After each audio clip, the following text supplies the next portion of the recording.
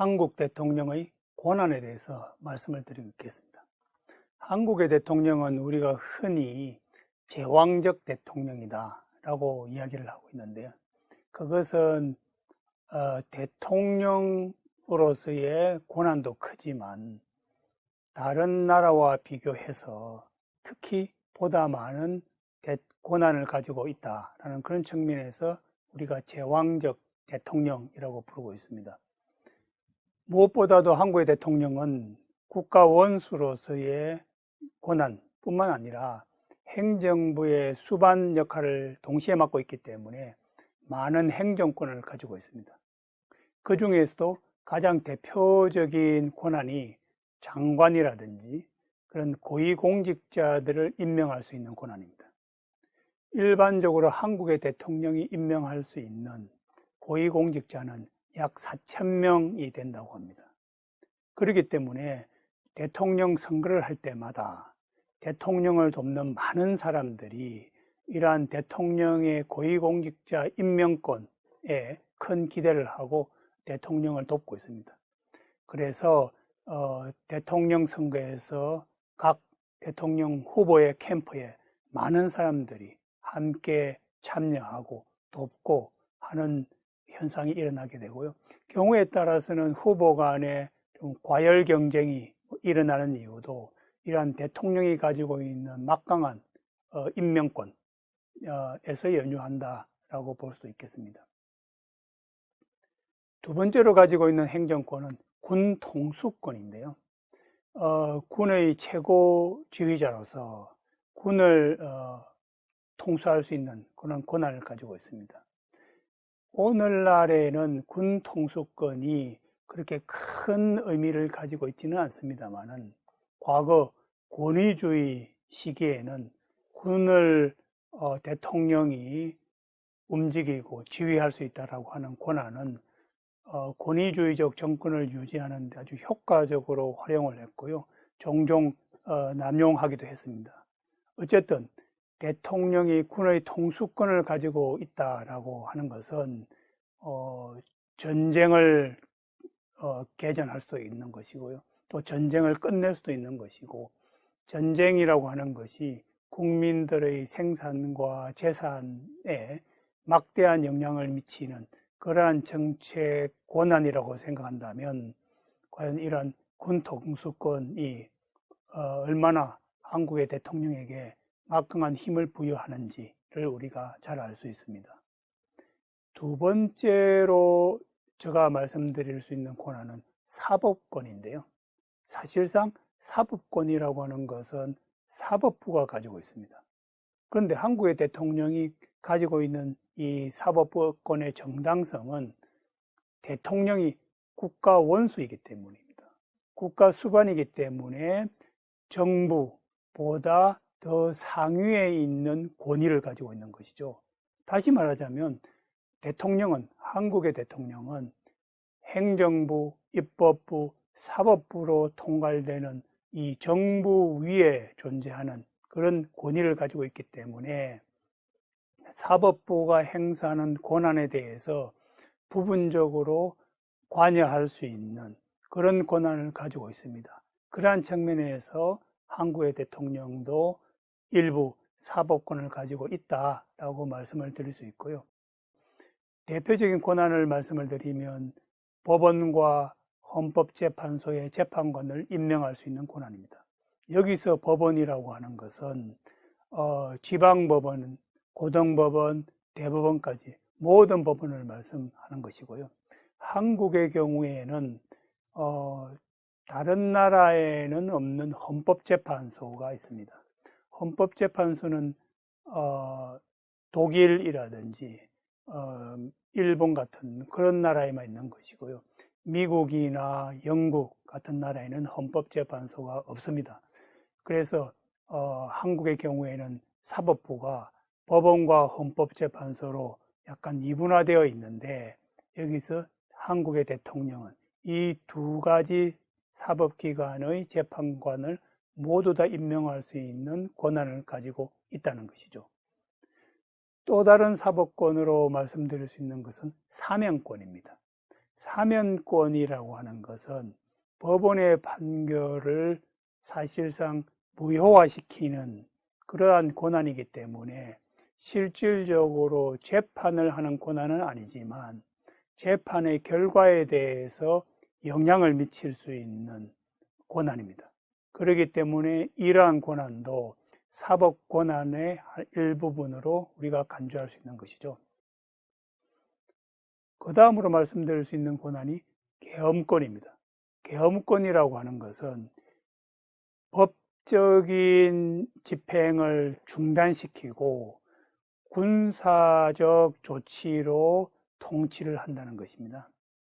즉 다시 말해서 평상시에 통치 과정이 모두 다 중단되고 이제 군에 의해서 통치하고 군에 의해서 재판을 하게 되는 것이 계엄권입니다. 그래서 계엄령을 발동하게 되면 그 기간 동안에는 일반 시민들도 군사재판을 받게 될 수 있는 그러한 막강한 권한을 가지고 있습니다. 이러한 계엄권은 정상적인 사법 절차를 중단시키는 그러한 권한이기 때문에 과거 권위주의 시기에 한국의 대통령이 종종 사용했던 그러한 권한이고요. 이러한 계엄권은 국민의 자유와 인권을 심각하게 침해한다라는 많은 비판을 받았고 또 국민으로부터 큰 저항을 불러일으켰습니다. 입법 차원에서도 대통령은 나름대로의 좀 권한을 가지고 있습니다. 가장 대표적인 것이 법률 제한권인데요. 이것은 미국의 대통령제에도 없는 그런 권한입니다. 흔히 의회가 법률을 결정을 하는데요.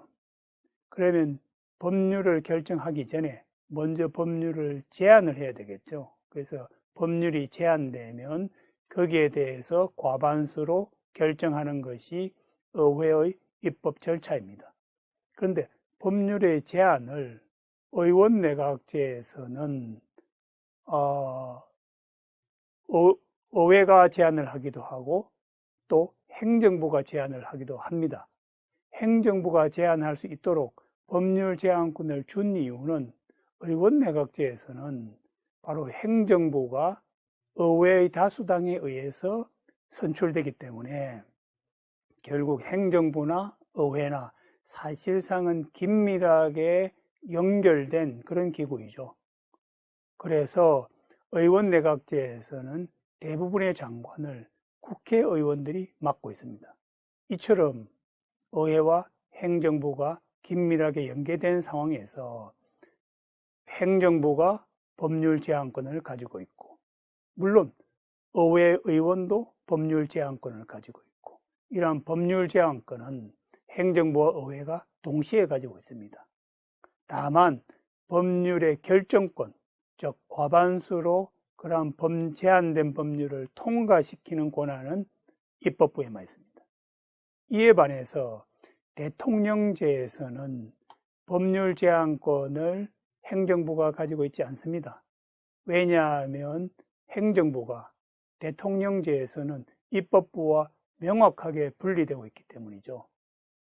그렇기 때문에 대통령제에서는 의회가 법률을 제안하고 결정하는 절차를 밟고 있습니다. 한국의 경우에는 대통령제이기 때문에 그런 미국과 같이 행정부가 법률 제안권을 가지지 않아야 되는데 의원 내각제의 방식을 도입을 해서 행정부에도 법률 제안권을 부여한 것이죠. 그러니까 결국은 대통령제가 추구하는 권력의 명확한 분립, 의회는 법률을 만들고 행정부는 만들어진 법률에 따라서 집행하고 하는 그러한 삼권 분립 제도가 지금 모호하게 추종하고 있는 것이 한국의 대통령제다라고 보실 수 있고요. 이러한 측면에서 본다면 한국의 대통령은 미국의 대통령보다도 더 큰 입법권을 가지고 있다라고 할 수 있겠습니다. 법률 거부권에 대해서 말씀을 드리면 이것은 미국의 대통령과 함께 공유하고 있는 권한입니다. 의회에서 만들어진 법률에 대해서 대통령이 거부할 수 있는 권한을 말합니다. 이것은 대통령이 국가의 원수이기 때문에 가능한 그런 권한입니다. 한국의 대통령의 권한을 미국의 대통령과 비교해서 말씀을 드리면 한국 대통령의 제왕적 권한에 대해서 보다 쉽게 이해하실 수 있을 것입니다. 미국의 대통령은 많은 권한을 가지고 있지만 여러 가지 제약을 받고 있습니다. 저는 두 가지 요인을 여러분들에게 말씀드리고 싶습니다. 첫 번째는 연방제에 의한 제약입니다. 미국의 경우에는 대통령의 권한도 있지만 그에 못지않게 주지사의 권한이 큽니다. 미국은 United States라고 이야기하죠. 주가 사실은 국가와 다름없는 하나의 나라와 같은 역할을 하고 있기 때문에 주지사의 권한은 우리가 흔히 알고 있는 그런 국가의 정도의 권한은 아니지만 거기에 못지않은 막강한 권한을 가지고 있다. 그렇기 때문에 주별로 다 법률이 다르고, 예를 들면 어떤 주는 이혼이 상당히 엄격하게 제한되는 반면에 또 어떤 주는 이혼이 좀 쉽게 허용이 되는 이런 법률의 차이를 보시면 얼마나 미국에서는 주지사의 권한이 큰지를 알 수 있는 것이죠. 또 심지어 주의 경우에는 방위군이라고 하는 자체적인 예비군도 가지고 있습니다. 그런 측면에서 미국의 경우에는 우리의 개념으로 따지면 지방의 권한이 막강하기 때문에 대통령의 권한이 그만큼 상대적으로 약하다라고 말씀드릴 수 있고요. 두 번째 요인은 양원제입니다. 미국의 의회는 상원과 하원으로 구성되어 있습니다. 일반적으로 의회는 대통령의 권한을 제약하고 견제하고 비판하는 그런 역할을 하고 있습니다. 한국의 경우에는 단원제이기 때문에 의회가 하나밖에 없는 반면에 미국의 경우에는 두 개가 있는 셈이죠. 그러니까 대통령 입장에서 보면 두 개의 견제 세력과 함께 맞서야 되는 그런 상황입니다. 그래서 미국의 하원은 주로 대통령의 내치와 관련된 그런 정책에 대한 견제를 하는 것이고요. 상원은 대통령의 외치와 관련된 견제를 하고 있습니다. 한국의 경우에는 대통령이 크게 제약을 받는 요인이 없습니다. 유일한 제약 요인이라고 한다면 한국의 대통령은 5년 단임제라는 것이고요. 그래서 한 번밖에 대통령을 할 수 없다라고 하는 그런 제약을 받고 있습니다. 이렇게 5년 단임제를 마련한 것은 과거에 한국에 불행했던 정치사, 장기 집권을 추구했고 또 대통령이 상당히 억압적인 통치를 했던 그런 민주화 이전의 과거사 경험에서 나온 그런 제도라고 이야기할 수 있겠습니다.